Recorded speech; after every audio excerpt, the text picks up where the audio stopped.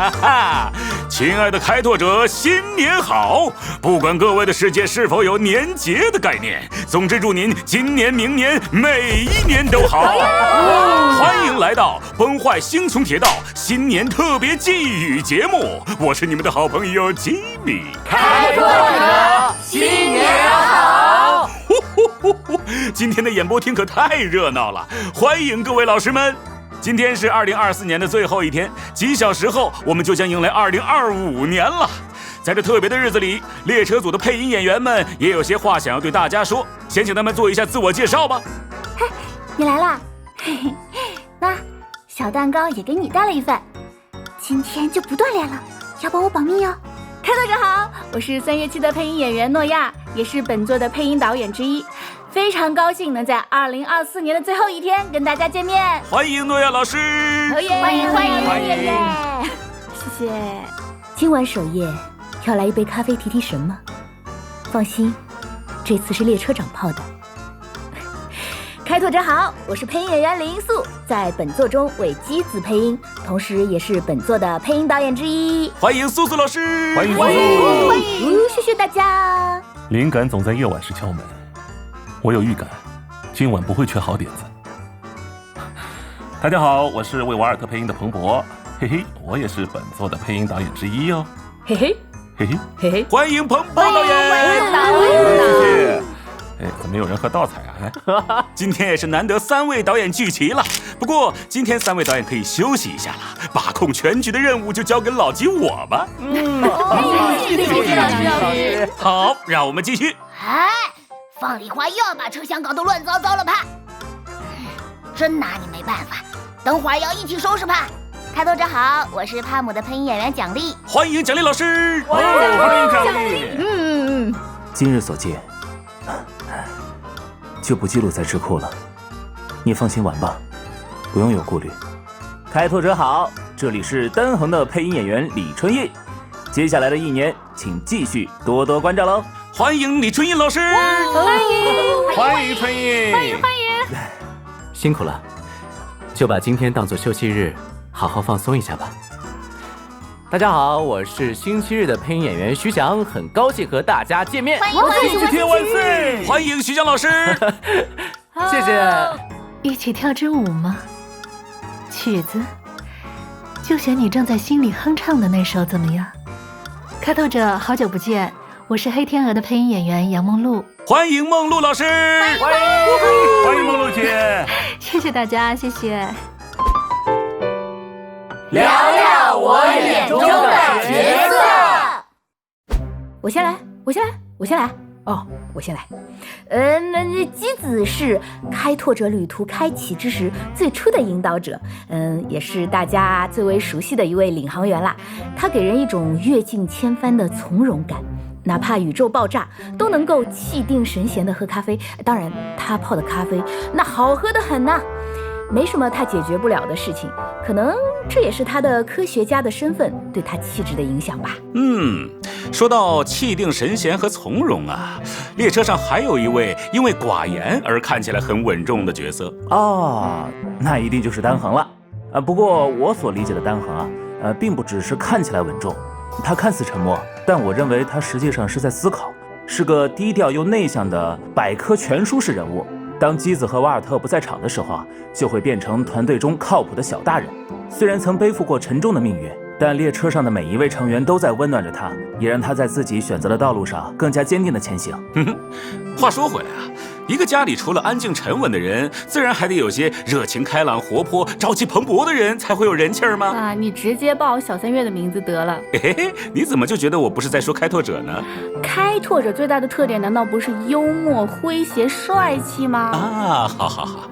那小3月呢？她在我看来是一个不折不扣的元气少女，而且勇于踏出舒适圈，尝试不同的事情。你看她之前做了主持去学剑术什么的。在今年的开拓之旅当中呢，我们也看到了小3月更加有担当、更加坚韧不拔的一面，对吧？比如紧紧地抱住了飞霄将军的大腿。笑死！那总归还是发挥出了作用嘛。相信随着故事的发展，未来我们有更多机会看到小3月靠谱的一面。期待。哎，不过说到靠谱啊，第一印象果然还得是我们的老前辈瓦尔特呀。确实。哎呀，毕竟瓦尔特从别的世界来到列车之前啊，他已经经历了很多很多事情。要说今年印象最深刻的剧情，那应该还是瓦尔特和黄泉相遇的。看到熟悉的脸庞，但是走上了另外一条完全不同的道路。我想瓦尔特内心应该也是非常感慨万千啊，和非常什么？就非常奔涌啊，还表面上还得稳住啊，还要去和他博弈。彭博老师，其实我有点好奇，将来如果他可以选择的话，会留在哪边的世界呢？哎，这个能说吗？要不我们接下来聊一下这个跃迁老师不听使唤的问题啊？是不是啊，蒋丽老师？你说说。嗨，没事，蒋丽老师，新年嘛，大胆展望一下未来。好呀，根据经验，我大胆推测，明年我们列车的跃迁还是会继续出问题的。好了，那么说回帕姆这个角色，今年呢，我们也是难得走进了帕姆的内心嘛。在得知匹诺康尼下车的老列车组成员的经历后呢，帕姆一边哭一边说自己没有哭那一段，真的是又可怜又可爱的。而且今年列车上也来了更多的新伙伴嘛，无论是做客还是搭车，我觉得列车长应该也是很开心的。那就让我们先来采访一下搭车的2位新朋友吧。徐翔老师先来说说。那到我了。要我说，星期日他是一个有着长期的崇高的理想的人，那么为了实现这个理想呢，他会毫不犹豫地牺牲自己。在这一点上，我对他非常的敬佩。那在新的剧情里面，他其实也没有放弃自己最初的理想，而是踏上了重新思考和践行的道路。就通常在经历了失败之后，人会产生很多自我怀疑和动摇嘛。但是星期日他其实并没有很多这样的情绪，他很快就意识到了之前的不足，然后就转而磨砺自己，继续不变初心，坚定前行。这点哇，真的太帅气了。虽说很帅气，但同时也会让人有一点点莫名的心疼，不知道是为什么。其实吉米的私心呢，还是挺希望未来故事里面能看到星期日更放松的一面，毕竟还是个年轻人嘛。是的。相比之下，我们前辈组的黑天鹅小姐就更加游刃有余了。确实，其实黑天鹅很早就和大家见面了，对吧？我记得是刚开服的时候的宣传 PV 里。那今年呢，也是终于正式的在游戏内和大家见面了，并且也会随着列车前往下一站。这么看来，其实黑天鹅一直都陪伴着大家呢。一直以来，他致力于寻找、观看、保留各种独特的记忆。这因为他很早就经历了家人失去记忆的痛苦。我觉得在他的人生体验中，他可能是感到一切都会消失，抓不住，什么都留不下，他就非常想要保留一切珍贵的事物。那对他来说，记忆就是一个能够保留那些珍贵事物的最合适的介质。当然其中也包括了和列车组的记忆。这些都是我个人的理解啊，未来呢，希望大家可以多多的和他交流，也许会有不一样的信息，是不是？梦露老师对黑天鹅的了解非常深刻哦。好，那么最后关于我眼中的吉米，你也有吗？哎呀，吉米人气很高的好不好？高，太高了。他们怎么过新年？关于这个嘛，列车是3月7的家，列车组的成员呢都是小3月珍贵的家人，所以我觉得小3月肯定是想只要跟家人在一起，所以他在哪里过新年都很好。哎呀，通常这种特别重视家人的角色都很容易的。我猜列车长应该会忙着给大家准备富有新年氛围感的车厢布置之类的吧。说不定还会为机子准备特别的新年咖啡呢。那我也替丹恒要一份新年礼物。说到星期日的话，他其实比较容易内耗和想太多。我推测他不会回到匹诺康尼，说不定事情就会变成他一个人放逐自我，跑去什么偏远的谁都找不到的地方过新年。反正就是伤脑筋，很担心他。哎呀，放心吧，星期日他就在列车上，对吧？列车组肯定会抓着他一起过新年的。那，这种内耗的小朋友就特别需要一些笃定的家人和朋友嘛。跨年的时候，人们总是忍不住忆往昔，感觉很适合黑天鹅出去捕猎一些奇特的记忆呢。是啊，通常都是他捕猎别人的记忆，不会被别人捕哈。角色2025年表现大爆料。为了给开拓者呈现最好的体验，2025年新剧情的音频配置工作早已提上日程。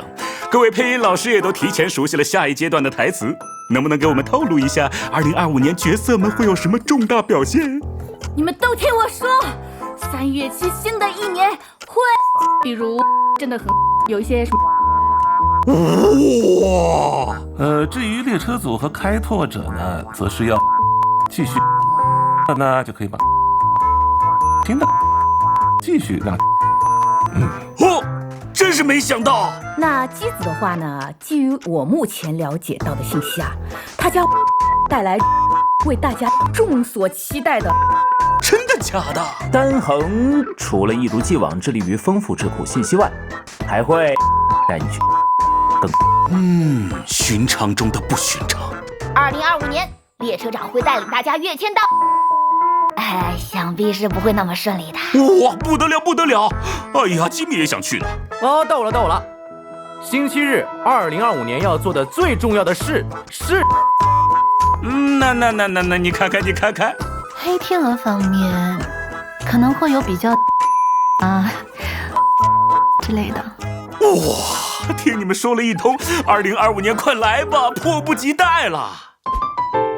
给开拓者的专属新年祝福好激动！2025年马上就要到了，希望开拓者和家人朋友们都平安顺遂、幸福美满。无论未来如何变幻，列车组成员都会一直伴你同行。愿你所有的愿望都能实现，新年快乐！快乐！开拓者2025年新年快乐！祝你在新的一年里笑口常开，好运连连，身体健康，万事顺意。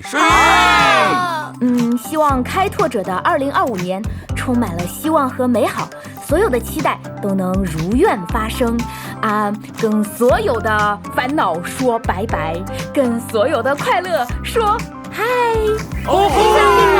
什么？你是烦恼？拜拜。新的一年，新的开始，祝开拓者2025年学业蒸蒸日上，事业红红火火，身体健健康康，生活和和美美。和和美美。愿开拓者在新的一年里收获满满，遇见更多想遇见的人，体验更多想体验的事，然后发大财！啪！2025年，相信自己，大胆追梦。希望开拓者的2025年自由又浪漫。祝愿开拓者在新的一年里遍览世间美景，吃遍世间美食，每一天都过得很充实，每一天都闪闪发光。吃到处吃乱吃。好的，再次感谢各位配音老师们。那么本期新年寄语节目就到这里啦。那么快？我从前面开始就很在意，为什么有一个座位一直空着？开拓者就等你了！2025年新年快乐！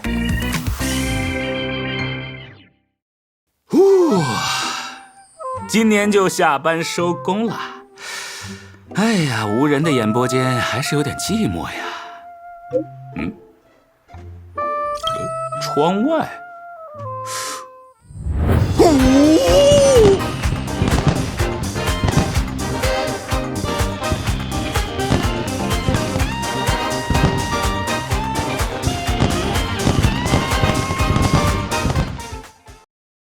2025年星穹列车将前往翁法罗斯，让我们一起来看看嘉宾们对此会有什么反应吧。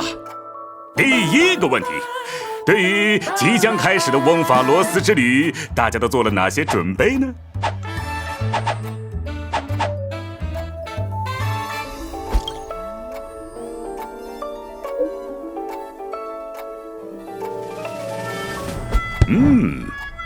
第二个问题，你们觉得翁法罗斯的治安怎么样？第3个问题，对翁法罗斯之旅有什么期待？